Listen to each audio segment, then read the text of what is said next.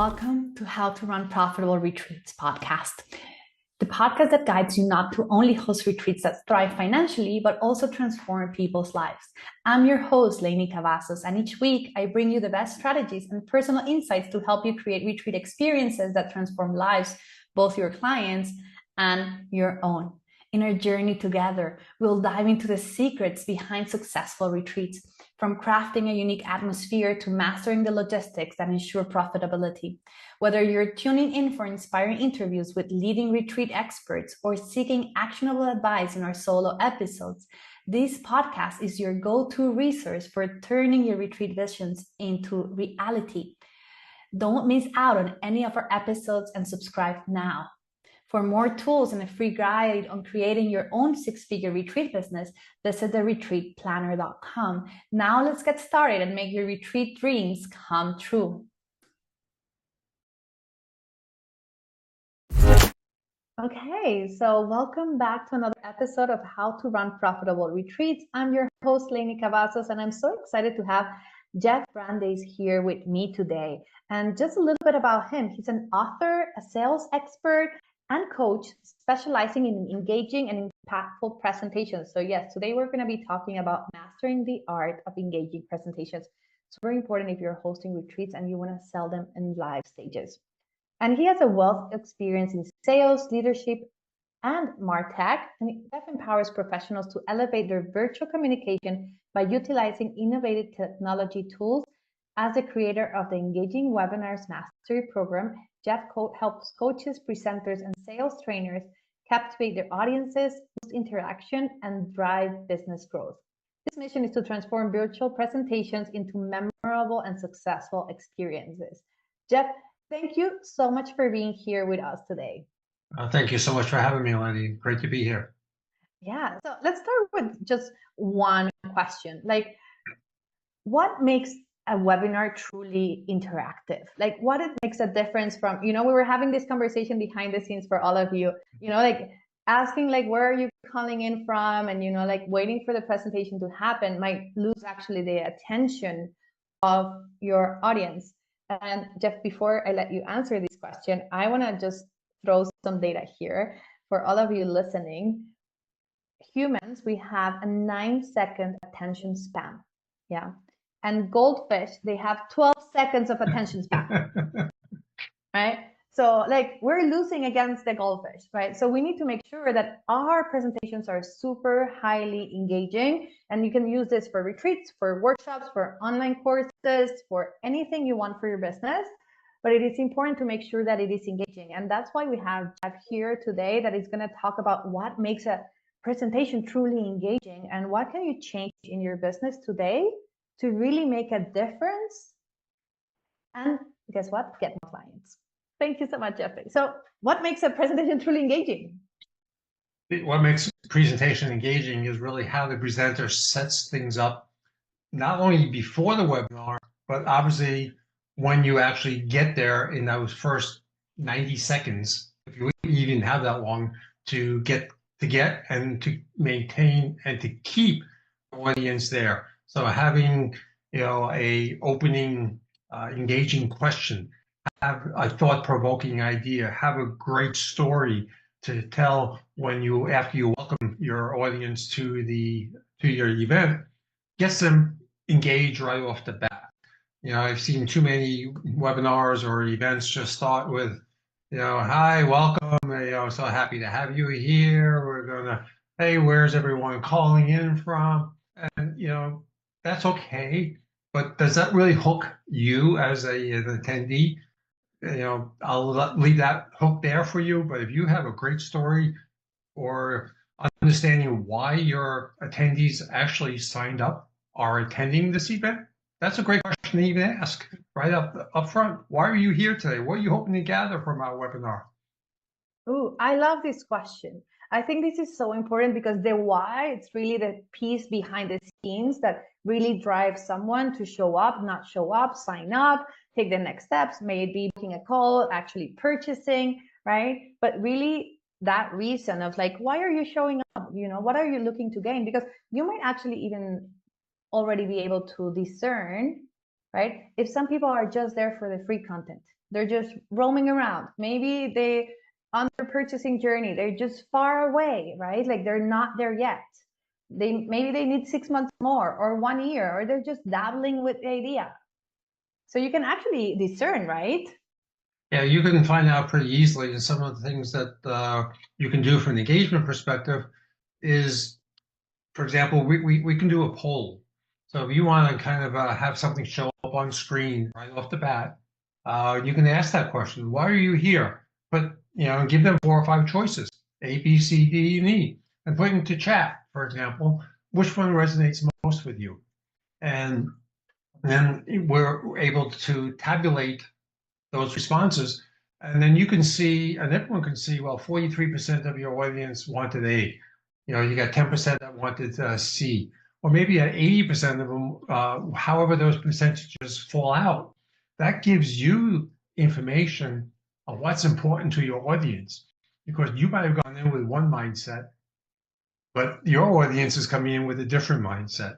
So you might have to do might be a 360, because you might have to change your content or your speech around, because now you understand your audience much better than what you might have thought they were coming to hear you speak on. Yeah, I really like this. Like, actually, one of the questions I usually ask, and we're talking about this, is like, how many retreats have you hosted in the past? And based on that, then I tailor the content based on the expertise level, on their goals, right? If you want to run your first retreat, you're interested in different information than if you already hosted many, but maybe you're not being profitable and you just want to like make sure that you're profitable so you can keep doing them, right? So then like my conversation completely shifts.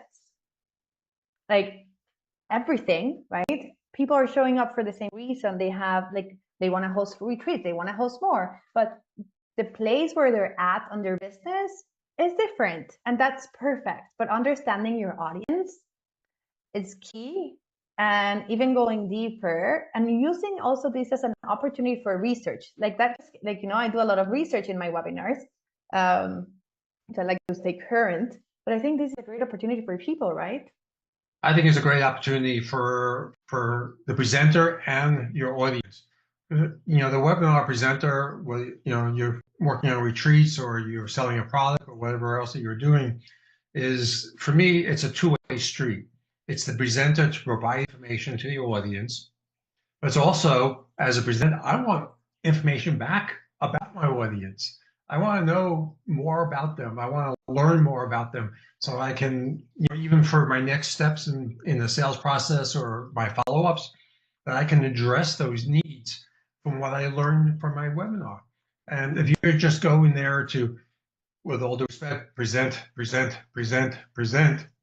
okay, they're not going to get much out of it. Yes, they might get a lot out of it. Of course, your presentation is something they might want, but you're not learning anything about your audience. You're not understanding them. What's driving them? Why are they here today? How many retreats have they done? So you're missing an opportunity to get information from them that you might not otherwise get. Maybe never, and maybe it might take you 2 or 3 more calls to get that. All right.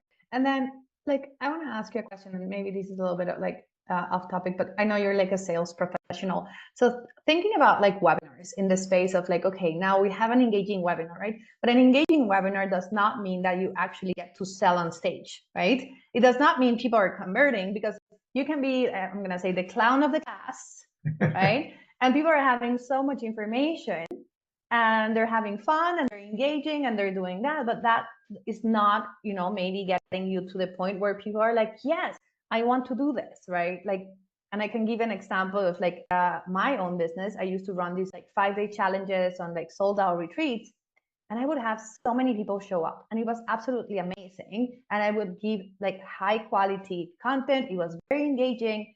But then when I did my survey afterwards saying like, hey, why didn't you want to go to the next step, right? Why didn't you want to just go and really become an expert and, take it to the next level? And they're like, oh my gosh, you gave me so much information. I still need to digest that one, go apply it, and then I'm going to figure out if I still need you. Right? So I have to like figure out, I'm like, okay, so super valuable, right? It can become a paid program, but it's not really getting me the clients, right? And that's the end goal of a business: get the clients, so your business is sustainable, so it's profitable, so you can keep doing it. You don't have to go back to your 9-to-5 job, right? So what would you say really makes a webinar a place where people can really sell? So I think part of that comes into what you're selling or what your end goal is. So depending upon, the services that you are providing, maybe it's a book an appointment is the end that you want to be able to get to, because it's not a product that's priced for everybody, or maybe it's a customization type of thing. But, the other thing you can think about is when you're doing a webinar, it's more about the what and the why about your product. It's not the how. Okay, the how in my mind is what they need to buy from you. Okay, that's your expertise. Okay, that's what you want to entice them to understand why they need you, what your product is all about, but not go and maybe tease them a little bit about the how you do it. But you don't want to divulge everything on your webinar, because then they're conceivably could get that response of, well, you gave me so much information, I'm going to try this on my own, because you told them basically the blueprint and the details of how to be successful without having you be there. So when I work with folks on presentations, outlines, or preparation, it's more about the what and the how. Oh, no, I'm sorry, the why and the what, not so much about the how. Right. Yeah, exactly. You tell them what they can get and why they want to get it, but not how to do it. Yeah. And it makes total sense. But so many times, and I've seen it like with myself and with like people and like in the summits and retreats and conferences and whatnot, it's very difficult sometimes to discern, like we want to give so much that we're like, oh my gosh, I'm gonna like it's about like there's this mindset, right, of like the more I give, the more I'll get back. And I truly believe that we need to give like out a lot. But like, if there was like maybe one tip that you were like, okay, so how, like maybe when you catch yourself, because this happens unconsciously, right? Like you start getting stressed, right? And you're like, oh my gosh, like no one is going to book because, who cares about the why and the what?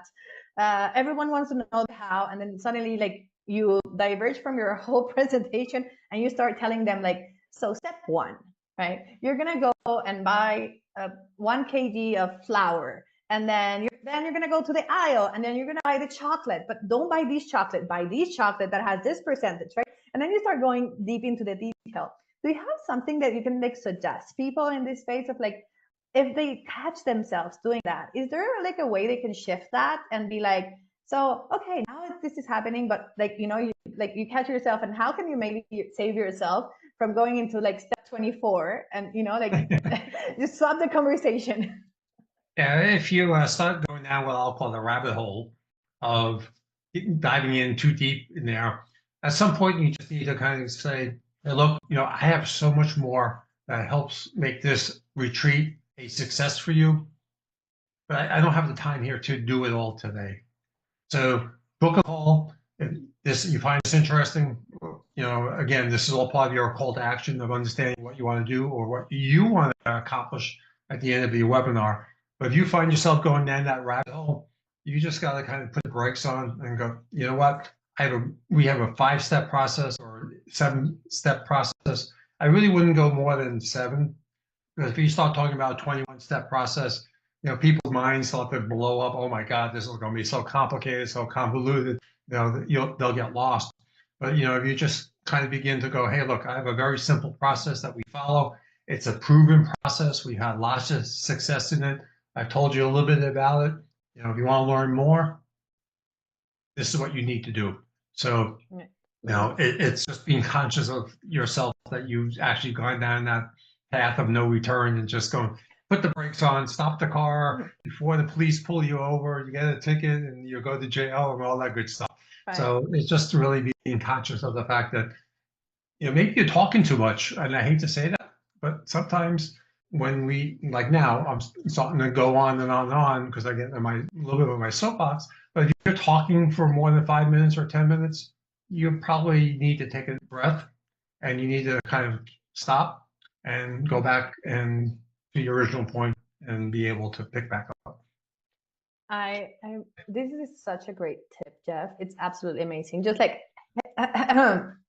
give me a second, right? Like just take a breath, like, you know, be like, hey, how do you find the call so far? Like put it in the chats, right? Like what is your biggest learning? And then, you know, recompose yourself and be like, okay, so now we cover this, but there's so much more, right? At the end of the day, becoming an expert on something is around 10,000 hours, right? So, and people hire you because they do not want to spend 10,000 hours figuring stuff out, right? At the end of the day, you are the expert and they're looking for solutions, right? You might be the solution for them, you might not be, and that's okay. But they're looking for solutions. So my question for everyone who's listening here is like, have you ever found yourself on a presentation, call it webinar, call it whatever, and then suddenly you're just talking, and you're so excited that you're going super fast, and then, you know, like you're so excited and you just keep going and keep going and keep going, and then suddenly you're like, where am I? You know, like even to a point where you're kind of like lose yourself in the like, what happened here, right? It feels like a whole trip. And just like think about it. Have you been in that situation before? And if so, do you have any things that you have done to actually like change that, right? Do you have some tools that work, or can you actually incorporate one of Jeff's tools here to actually help you through that process? And I know, Jeff, we spoke about, you know, like all these amazing systems that you have for people to do webinars, and we're definitely going to be talking more about this. But talk about like we were talking about gamification, and I think this is so important. And I know you can do it inside of like, you know, the services that you offer. But tell us a little bit about like gamification and what does, first let's start with the like with something super basic of like, what is gamification? So gamification for a lot of people have two different ways you can look at that. One, you can pose a question that has actually a right answer and a wrong answer, or have multiple choice type of question and go, hey, look, I'm putting 4 choices up on the screen. Which do you believe is the right answer? So put A, B, or C, or D in there. And with our tools that we actually provide to our clients, is you can press a button and the results will show up on the screen. You can actually see 43% voted for A, 10% went for B, and then we can push another button and highlight the right answer. And then we can push another button and we can actually highlight the person that answered that question correctly first. Okay. And then their name will show up on the screen and you can go, hey, congratulations, Lenny, you were the first one that answered the question correctly. And for you, we're going to give you a special prize of, maybe autograph signed book. One of my, you can pick your choice of a book that and I'll sign and ship it out to you. And, you're kind of making someone feel really good. They answered the question quickly. They got a free prize. And, for everyone else that didn't win, at the moment, we're going to have another special game coming up a little shortly. So stay tuned to our webinar and, you go on for a little while longer. And then we have what we call, and you've all seen this, the wheel of names, the wheel of fortune basically spins around but everyone's name's on there. And we pre-populate that based upon people's dialing into Zoom. So there's nothing you really have to do. And later on, maybe that's your last giveaway of the webinar. You go, okay, I'm going to pull my wheel of names up. And thanks for everyone staying. And you need to be on, you need to have cameras on if you want to be a winner, because I want to be able to see everyone here. And that's also another challenge with people on webinars is, they're not on camera. So you can encourage people to turn their cameras on to be eligible for the prize. So we can spin the wheel, when it shows up, you spotlight it, and congratulations, you get a free upgrade into our retreat, and thanks for everyone being here. So making fun, having some games in there is, again, it keeps your audience engaged, which is what you want to do. Right. Okay. So I think this is so good in this space of like really understanding, like how can you actually get people to turn their cameras on? Because this is like a big problem, right? And I always tell people, and like I need to go buy myself like a paper bag to do this exercise. But I always tell people, do you want to talk to someone like this, like on networking events, right? Like really, like, or do you want to talk to someone like this, right? So when we do networking events and then we do breakout rooms, we actually, what we do is just, we invite people to turn their cameras on. And if their camera is not on, they cannot participate. I agree. As simple as that. Yeah, and even when we do our opening and part of our part of our opening presentations is we have a little button that will show people who are not familiar with Zoom, or if you are, down on the bottom, this just pops up is your video. So just click it and it turns on. And we actually show people what to do in case they forgot. The little, 5-second, 10-second clip that runs on the bottom. And it's the same thing with the chat function. Down on the bottom, we have a little, I press a button, the little chat button pops up and say, if you have questions, put them into chat and let me know. And same thing with the emotions. If you love what I'm saying, give me some love. It's Right. we create that visual engagement as well as just besides just the verbal engagement. Well, Jeff, this is absolutely amazing. I think so many people are going to benefit from this. So I know you have this amazing system that you help people create these engaging webinars, and it's so, so important. Why would you say people actually need engaging webinars? Like, I know I spoke about getting clients, but what makes a difference between a boring webinar and an engaging webinar? Well, you kind of mentioned it a little earlier also. People come to your webinars and the first thing that you want them to learn is to trust you. Mm-hmm. And building trust is to have that engagement. Whether you're learning from them, they're learning from you.